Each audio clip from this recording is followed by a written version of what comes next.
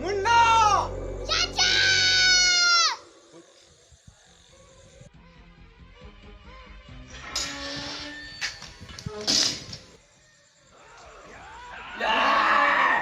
शेरा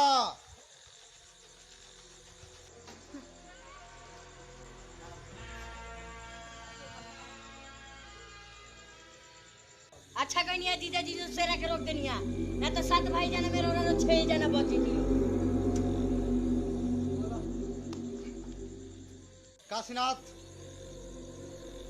हमरा खुशी भइल तहार बहादुरी देख के, तारा भी खुशी हुई जान के कि आज से तू हमरा गिरफ्त में काम कर। कातिया ये मजदूर के हाथ ह लोहा पिघला के आकार बदल देला। ई ताकत और खून पसीना कमाई के रोटी ह। हमरा के टुकड़ा पल्ला के जरूरत नहीं खे। कीड़ा मकोड़ा के तरह गली में घूमला से बेहतर बा या मर्द में रहा शेर के तरह। पिजड़ा में शेर भी आके कुत्ता बन जाला। कातिया तू चाहता रहा तारा यहाँ कुत्ता बन के रही। तू कहता भोकी, कहता काटी।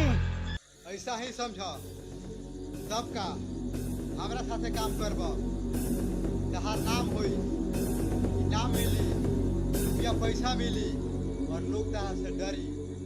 डरा के ऊ जीतल बा जेकरा हड्डी में पानी भर रहेला। कातिया और इतना मर्द बने के शौक बा तो कुत्ता का सहारा लेने छोड़ दे। कातिया ओए